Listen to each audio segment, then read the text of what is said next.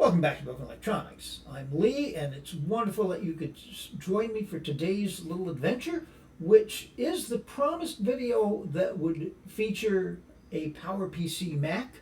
The one in question will be the Power Mac G5 Quad, as you can see behind me, booted into Leopard. But there's a backstory to all of this.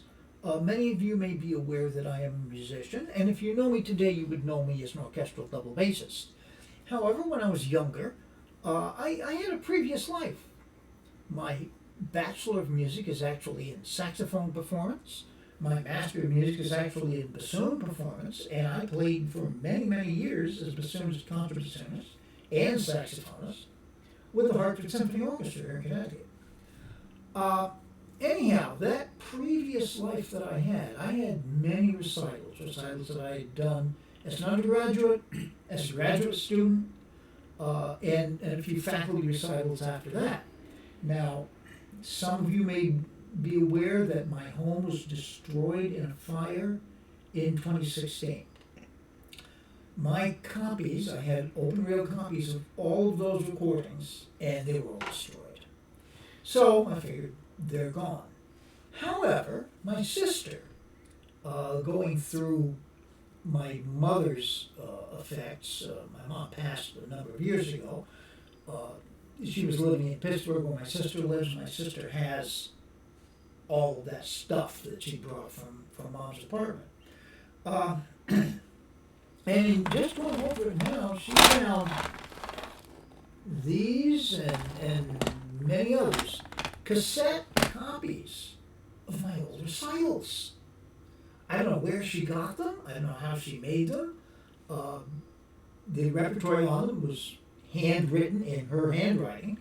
So I don't know. But anyhow, they're all there. Well, of course, what we needed to do here was to digitize these somehow so we're not dependent on these old cassette recordings. So I went on Amazon and I bought this thing. The branding on it, at least on that ad, was a Digit Now. That branding does not appear anywhere on here, so I'm suspecting this was simply a Chinese-made device that's been marketed under a whole bunch of different brand names. It came with this. It came with a USB connection, which is kind of interesting in and of itself. If you look right here, that's a mini USB. We may remember the micro USB. Some of our older devices still, in fact, use micro USB. Mini USB, which is bigger than that. Fortunately, they did include that cord. There's no speaker in this thing, but they did include wired earbuds, and there's a jack there. Actually, what I was pointing at, that's the DC in jack. There's a typical barrel jack, so you can plug it in. They did not include a power for that. You can run it on batteries, or I believe it does run with USB power when it's thus connected, which of course is the only real reason why I would be using this. It came with a set of directions and one of these. You remember these things? These mini CD things. Looking at the directions simply tell you how to go about using the open source sound editor, Audacity. And evidently that was very common with this kind of device. In fact, I just saw a V. Westlife video a couple of weeks ago where he was dealing with an old deck that had a cassette player in it, a CD player, and a turntable, and had a USB connection so you could plug it into a computer. And the directions there, Audacity. All right, so I went and looked at that, and I followed those directions, and you know what? They didn't make a lick of sense on the copy of Audacity that I already had. So I figured, well, there's got to be some sort of versioning thing going on here. So I figured I'll put this in. Let me show you now what I discovered, because I found it kind of interesting. And if you want to know, stay tuned. As I said, I figured I should at least look at what's on that CD. So I've put the CD into the tray. Let me close the tray now. And it should mount up on the desktop.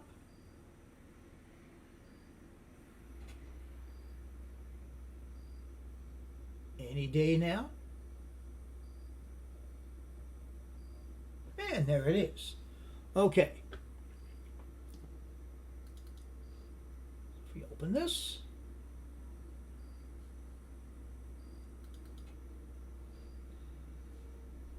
All right, so we see Audacity for Mac OS, Audacity for Windows. Now it says 1.2. That's pretty old. Audacity is now up. I think the most recent Audacity, in fact, they came out with a new one not long ago. It was 3.1 or something like that. In any event, click for Mac OS and take a look at this.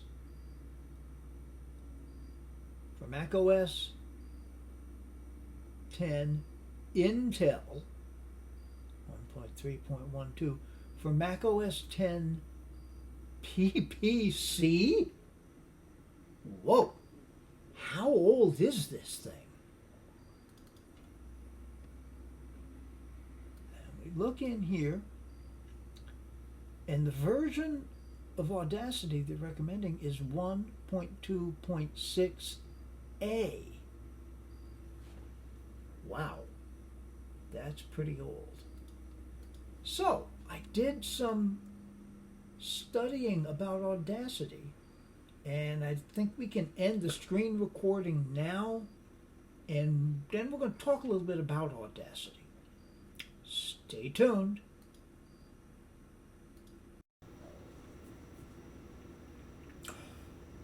All right, so this is a bit of a mystery. How old is this thing? How long has it been around? How long have they still been selling it? I mean, it does work. What the heck? But to try to get some insight into that, let's think a little bit about the history of Audacity. Audacity began to be developed in 1999, which predates Mac OS 10. And in fact, the first full release of Audacity, and the only release of Audacity that actually will run on Mac OS 9, Audacity 1.0. Once that release came out, they cut the tie with OS 9 and went straight with OS 10. Now, I actually have Audacity already on my quad on Leopard. I've got Audacity 2.1.1, which is the last version that would run on a PowerPC Mac. Why 1.2.6A? Why that? A kind of indicates, is this an alpha release? What's going on? Well, going through a little bit of study, I discovered Audacity 1.2.6A was the last release of Audacity that would run on Mac OS 10.3 Panther and earlier. So then it's got to be like pre-2005. Panther was supplanted by Tiger in 2005. Well, not so fast, not necessarily. Remember, back in that day, you actually had to pay for Mac OS. Yeah, they didn't push it at you free through software update by any means. So, it would cost you $130, and that's $132,005 in order to upgrade. Speaking from my own experience, when Tiger came out, I looked at it. I looked at it carefully, and it just seemed to me, what's the big deal? Where are these big advances? There were certainly some changes with Tiger and improvements with Tiger. But for my uses, Panther was just as good. It was still under support, still getting security updates. Why spend the $130? And I stuck with that. At that point, a Mac OS version would go for 2 years. Panther was released in 2003, ran up to 2005. Tiger seemed like it was running forever. It was over 2 years, as they were holding off and making improvements to Leopard. It was only when Leopard was released in 2007 that I saw the things in it that made me feel that I needed to upgrade. The two things that jumped out, Time Machine, of course. Prior to that, I was using Carbon Copy Cloner, which worked, but Time Machine just makes it so easy. And the multiple desktops is something that Linux users had had for years. That really sold me, because I use multiple desktops all the time. It's a very important part of the way I work with the computer.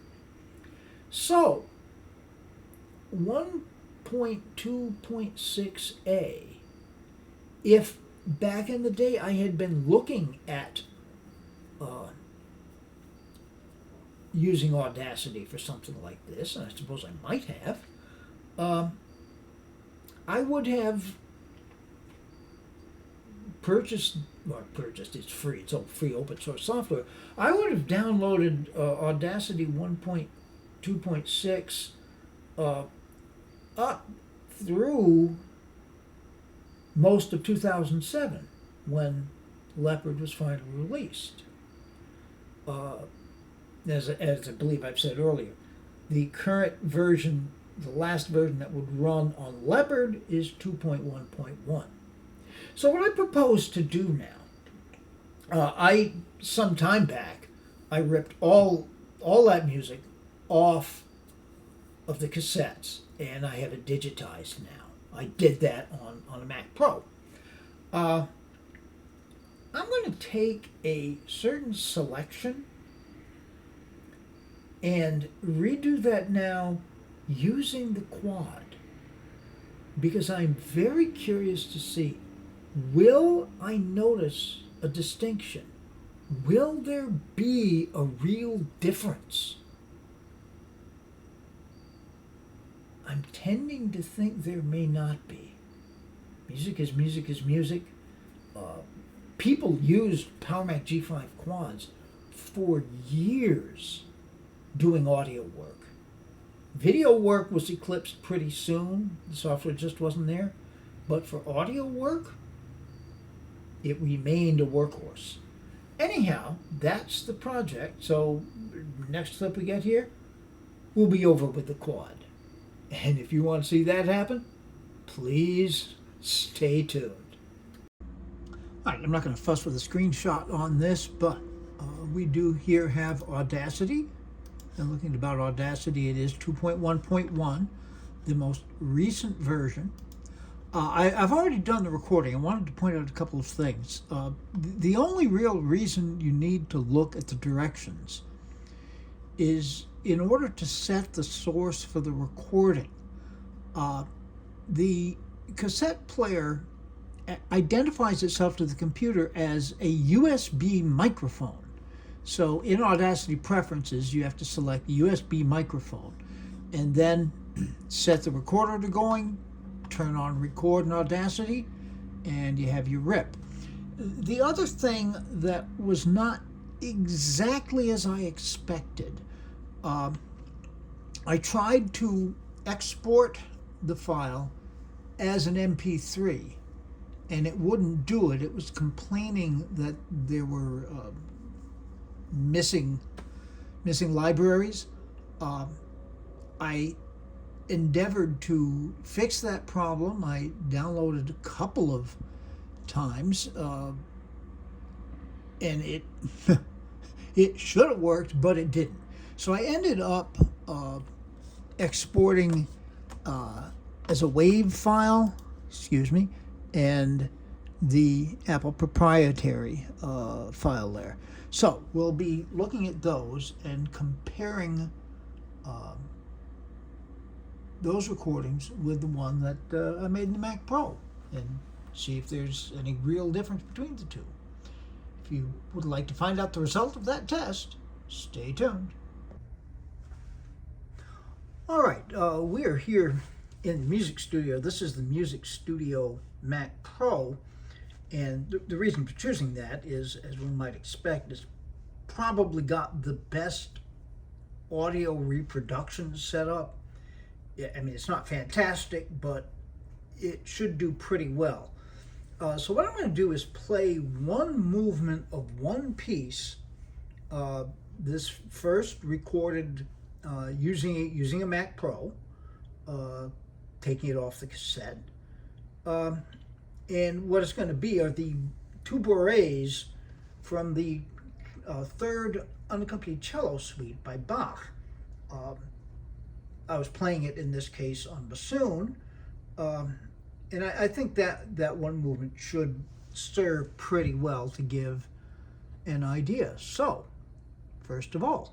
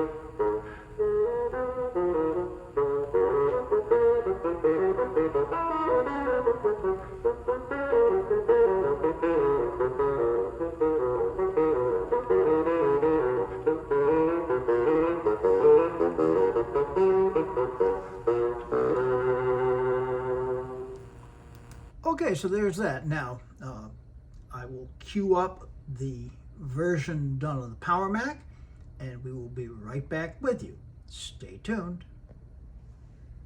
Okay, now for the version done on the Power Mac. I will point out this is a WAV file, whereas the one I did in the Mac Pro was an MP3. That shouldn't make a gigantic difference in the sound quality.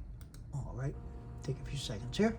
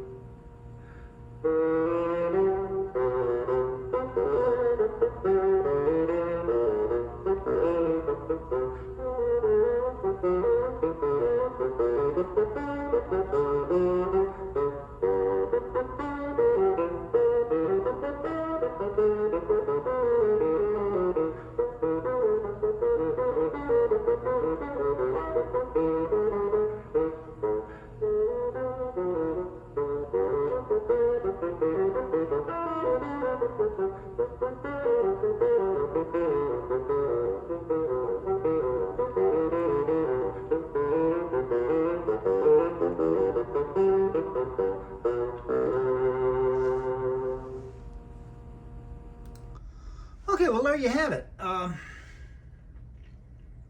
can't tell a dramatic difference between the two, to tell you the truth. Um, but we will be back in you know, split seconds for you with some final thoughts on the matter. Stay tuned.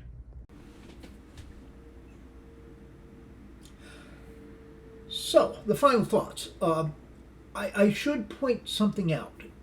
In between the last clips that you saw playing those recordings, I did finally track down the correct version of LAME. You need 3.98.2, I believe, which is the last version that worked correctly for PowerPC.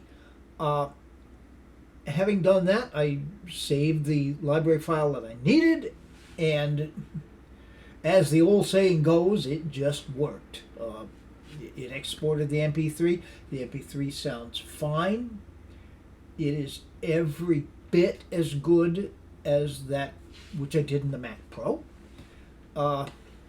So score one for 2005, I guess, or 2007, but since this was done on Leopard. So yeah, really, there's absolutely no reason not to have done this on the Power Mac. I could have done it just as well on the Power Mac as I was able to do on the Mac Pro.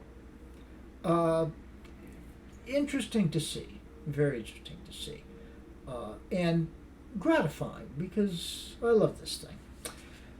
In any event, I think that will sum things up perfectly well. I hope you've enjoyed this little look back in the past. Be good to other people. They need it and deserve it. Be good to yourselves. Any good that we can do in this world has to start from being good to ourselves.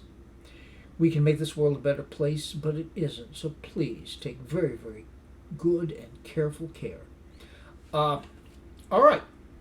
I have another PowerPC related video to pop in, probably next week, depending on what Apple may decide to throw in my way between that. And I do have at least a couple of Mac Pro related things to come up. So, yeah, looks like we're trucking on ahead with the channel.